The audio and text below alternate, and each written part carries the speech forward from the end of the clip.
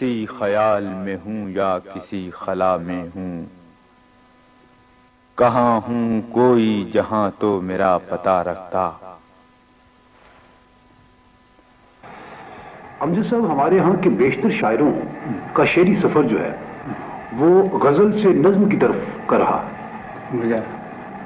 آپ نے اظہار کے لیے جو ابتدا ہی سے نظم کو منتخب کیا، اس کی کوئی خاص وجہ تھی؟ میرے خیال میں اب جب اتنے وقفے کے بعد میں گزرے ہوئے وقت کی طرف خیال کرتا ہوں تو مجھے ایسا معلوم ہوتا ہے کہ میرا ابتدائی پرورش اور میرے اس ماحول میں جس میں میں وہ وقت اپنی زندگی کا ابتدائی وقت گزارا وہ اس قسم کا تھا کہ مجھے زیادہ تر فارسی اور عربی اور طب اور اس منطق اور اس قسم کی چیزیں پڑھنے کا اتفاق ہوتا تھا۔ کالج میں علیحدہ پڑھتا تھا اور ایک مسجد میں علیحدہ پڑھتا تھا، تو ایک تو یہ وجہ ہے۔ دوسرا، اس زمانے میں غزل کے بہت بڑے بڑے مراکز تھے، لیکن غزل اس زمانے میں ایک قسم کا مشغلہ بن کر رہ گئی تھی۔ زیادہ تر ہوتا یہ تھا کہ ایک مصرع طرح دے دیا جاتا تھا اور تمام شاعر اس پر اپنا انہیں قافیوں انہیں چند قوافی میں اور اس ردیف کے ساتھ اپنا مضمون بیان کرتے تھے۔ تو اس میں بڑے بڑے بعض اوقات لطیفے بھی ہو جاتے تھے، مثلا ایک میں فرمایت میں بیان کر تو یہ کہ ایک دفعہ مصرع طرح آیا، ناوک ناز نہ جانے کے کدھر سے نکلا، تو تمام شعراء نے اس زمانے میں اس شعر کہے اور تمام نے اس پر گرے لگائے۔ تو وہ میرا دوست جس کے پاس یہ رسالہ آیا، میں نے اس سے پوچھا صاحب وہ فیصلہ کیا ہوا، ناوک ناز کدھر سے نکلا؟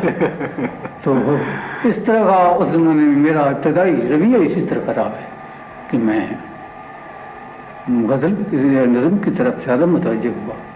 لیکن امجد صاحب، آپ نے نظم کی حید سے اس قدر لگاؤ کے باوجود بیشتر غزلیں بھی تو کہیں۔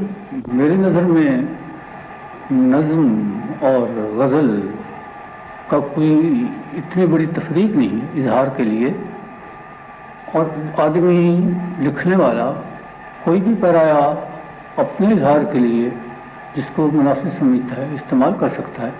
میں زیادہ تر نظم کی طرف متوجہ رہا ہوں، یہ سخت صحیح ہے، لیکن جو غزلیں میں نے اس زمانے میں کی ہیں آپ ملاحظہ فرمائیں گے کہ وہ اپنے اسلوب اور اپنے دوسرے ڈکشن کے لحاظ سے اس زمانے کی غزلوں سے بالکل مختلف ہیں۔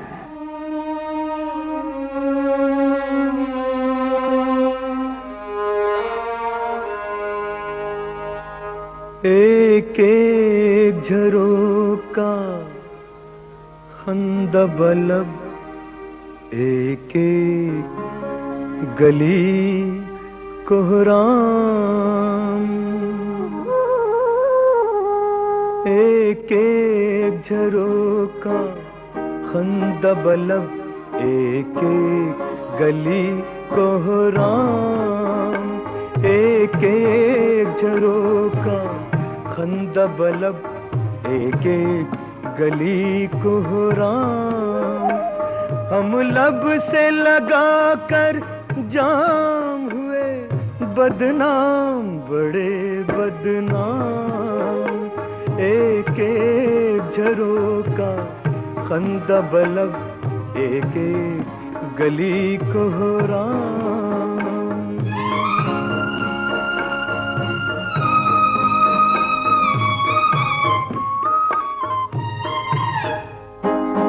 رت بدلی کہ صدیاں لوٹ آئیں،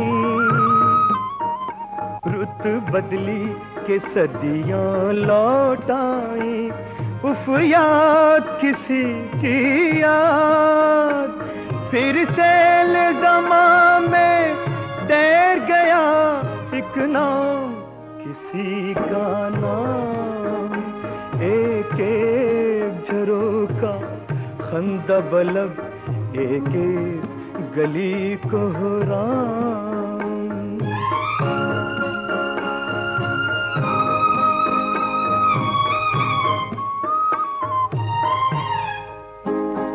دل ہے کہ ایک اجنبی حیران، دل ہے کہ ایک اجنبی حیران، تم ہو کے پرایا دیس، نظروں کی کہانی بن نہ سکے ہونٹوں پھر کے پیغام، ایک ایک جھروکا خندہ بلب، ایک ایک گلی کوہرام۔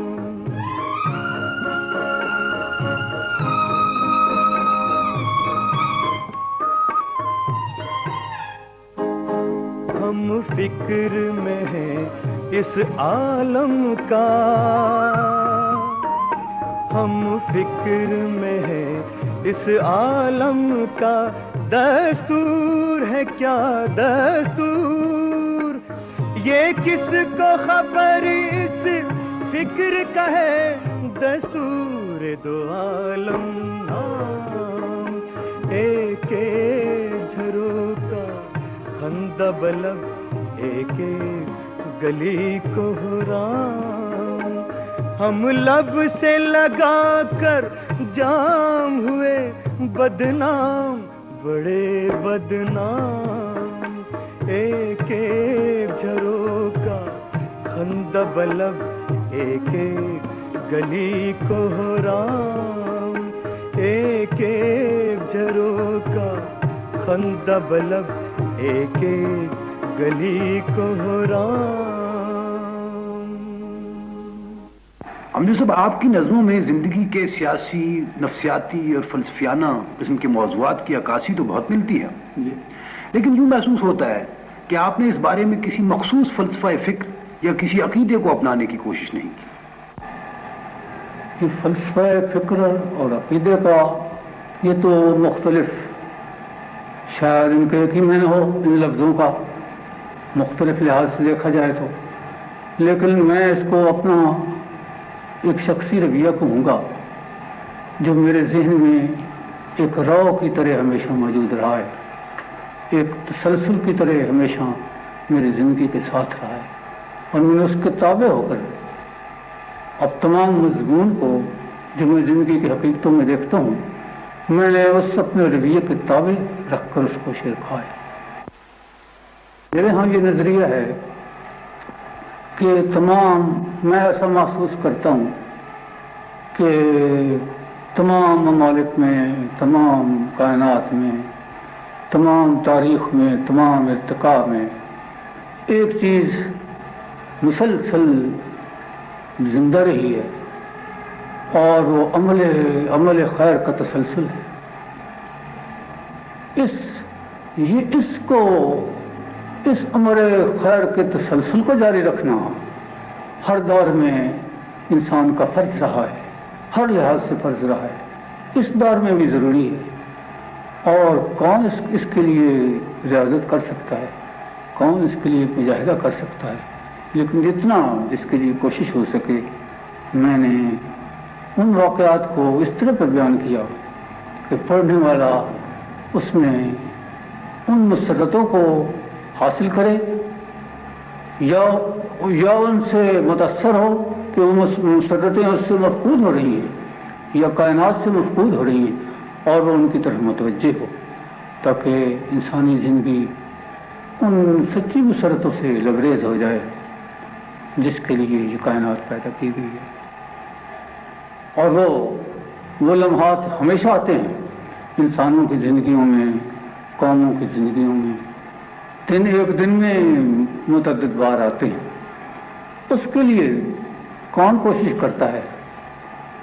میں ان لوگوں کی تلاش میں ہوں۔ گزشتہ 40 سالوں سے وہ مصروف سخن ہیں۔ ان 40 سالوں میں بہت سے ادبی مارکے ہوئے، بہت سے ادبی بت بنائے گئے، ادبی گروہ بندیاں ہوئیں، اور ان کی رویداد اس زمانے کے جرائد اور کتابوں اور مضامین کی شکل میں شائع ہوتی رہی، لیکن ان میں مجید امجد کا نام کم نظر آتا ہے۔ اس کی غالب یہ وجہ نہیں کہ مجید امجد فنی اعتبار سے یا ادبی مرتبے کے روح سے فیض احمد فیض یا نون میم راشد یا میرا جی سے کسی قدر کم مرتبے کے حامل ہیں۔ امجد صاحب، آپ کے ہاں موجودہ زندگی کی ہنگامہ پرور مصروفیات سے اجتناب کا ایک بڑا مخصوص سا رویہ ملتا ہے، یعنی نہ تو آپ مشاعروں میں جاتے ہیں، نہ ہی کسی طور کسی گروہ سے متعلق ہیں، اور نہ ہی اپنی شخصیت کی کوئی پروجیکشن چاہتے ہیں۔ اس کی کیا وجہ ہے امجد صاحب؟ اس کی وجہ طور پر تو وجہ یہ ہے کہ میں نوکری کے سلسلے میں زیادہ عرصہ اس شہر میں رہا اور کافی میری سروس یہیں اسی شہر میں ہے۔ اس لحاظ سے بھی چونکہ ملازمت کی پابندی کو اس سے میں ادھر ادھر زیادہ نہیں جا سکتا۔ دوسری وجہ یہ ہے کہ میں ہنگاموں کی طرف میں راغب نہیں ہوتا۔ میرا خیال اگر نظم کی طرف ہو اور وہ نظم مکمل ہو جائے تو بھی مجھے تشفی نہیں ہوتی، اور اگر جس کو تشفی ہو جاتی ہے پھر وہ اس کو اٹھا کر لوگوں کے سامنے لاتا ہے اپنے آپ کو اسرٹ کرنے کے لیے۔ لیکن میں اس نظم سے کبھی میں مطمئن نہیں ہوا اکثر، اور پھر میں دوسرے خیال میں اور دوسری نظم کے خیال میں اور اس مضمون کے دوسرے پہلو میں مصروف ہو جاتا ہوں، پھر وہی سلسلہ اس طرح رہتا ہے۔ تو اس وجہ سے میں زیادہ نہیں کر سکا، حصہ نہیں لے سکا۔ ویسے بھی میں طبعاً ان چیزوں سے نفور، یعنی شخصیت کی اسرشن بھی آپ نہیں چاہتے؟ اس لحاظ سے کہ اگر شخصیت کی اسرشن نظم کے ذریعے سے ہونی ہے اور نظم کو میں مکمل اظہار نہیں سمجھتا جب میں نظم کہہ لیتا ہوں، تو میرے لیے اس نظم کے ذریعے سے اسرشن تو میرے لیے سودمند نہیں ہے، میں اس کو اچھا نہیں سمجھتا۔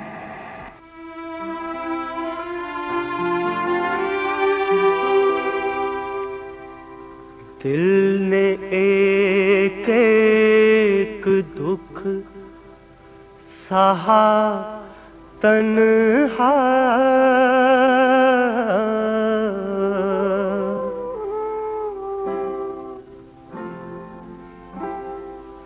دل نے ایک ایک دکھ سہا تنہا، دل نے ایک ایک دکھ سہا تنہا، انجمن انجمن رہا تنہا، انجمن انجمن رہا تنہا، دل نے ایک ایک دکھ سہا تنہا۔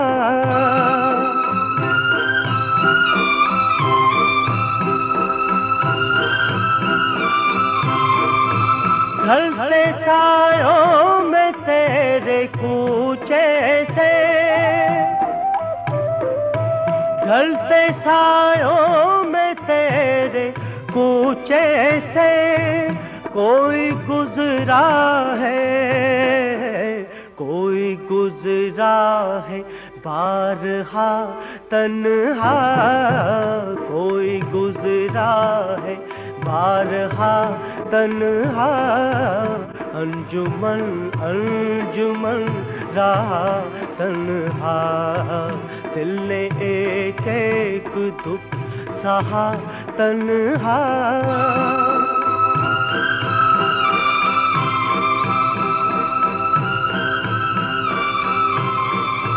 کونا یادوں کے برف زاروں سے،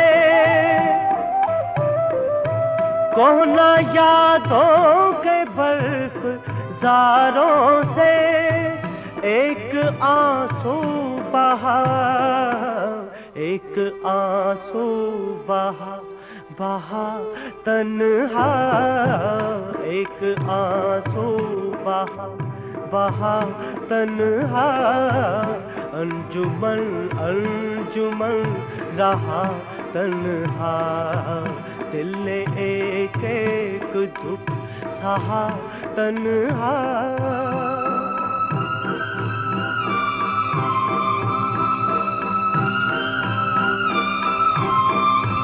ڈوب ڈوبتے ساحلوں کے موڑ پہ دل، ڈوبتے ساحلوں کے موڑ پہ دل، ایک کھنڈر سا رہا، ایک کھنڈر سا رہا سہا تنہا، ایک کھنڈر سا رہا سہا تنہا، انجمن انجمن رہا تنہا، دل نے ایک ایک دکھ سہا تنہا۔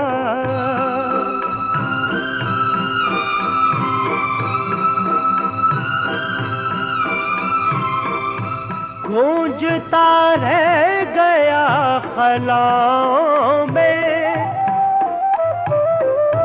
گونجتا رہ گیا خلاؤں میں، وقت کا ایک، وقت کا ایک قہقہا تنہا، وقت کا ایک قہقہا تنہا، انجمن انجمن رہا تنہا، دل نے ایک ایک دکھ سہا تنہا، دل نے ایک ایک دکھ سہا تنہا۔ دراصل بات یہ ہے کہ جیسا آپ جانتے ہیں کہ پبلک ریلیشننگ یا تعلقات عامہ کا رویہ نہ صرف کامیاب زندگی گزارنے کے لیے ضروری ہے بلکہ فی زمانہ ایک شاعر کو مقبولیت حاصل کرنے کے لیے بھی تعلقات قائم کرنا ضروری سمجھے جاتے ہیں۔ لیکن اس کے برعکس مجید امجد صاحب ایک گوشہ نشین شخصیت ہے۔ وہ پچھلے دنوں میں مجھے ان کی بہت سی غیر مطبوعہ نظمیں دیکھنے کا موقع ملا جو کہ ابھی تک رسالوں میں شائع نہیں ہوئی، اور ان کے بہت سے مجموعے ان سے مرتب کیے جا سکتے ہیں۔ اور حیرت یہ ہے کہ ہمارے پبلشر اور ناشرین جن کو پتہ ہے کہ ایک اردو کا بہت ہی باہنر شاعر گزشتہ بہت سے سالوں سے مصروف سخن ہے، اس کی طرف ابھی تک رجوع نہیں کیا۔ اس کی شاید سب سے بڑی یہ وجہ ہے کہ مجید امجد تعلقات عامہ یا پبلک ریلیشننگ کی بجائے تعلقات کی دنیا کو منقطع کر کے گوشہ تنہائی میں بہت وسیع انسانی تجربات کے بارے میں اور غوث کرتے ہیں، اور ان کی نظمیں بڑے انہماک کے ساتھ تخلیق کر رہے ہیں۔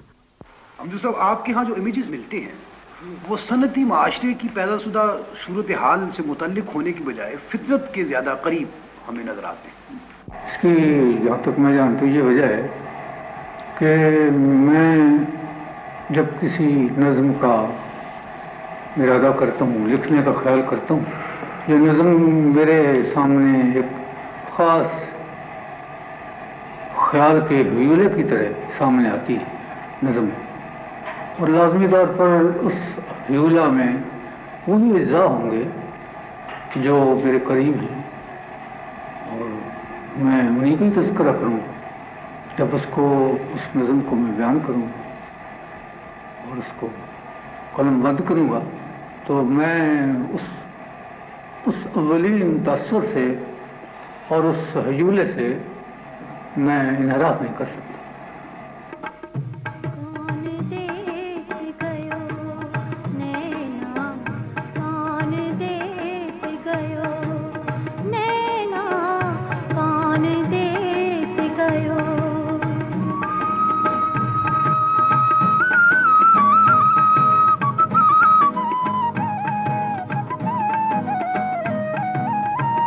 رت آئے رت جائے مہاری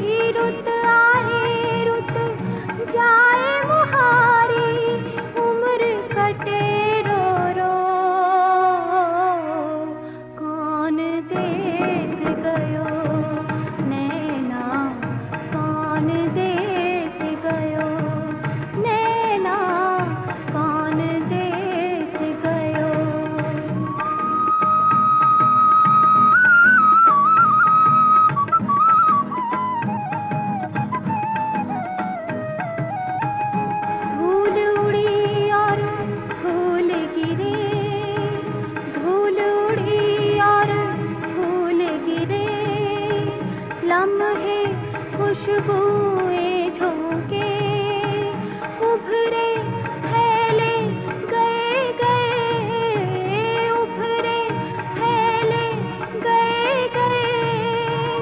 इधर देखे उधर देखे, इधर देखे उधर देखे, दिल के संग न कौन देख गयो नैना, कौन देख गयो नैना, कौन देख गयो।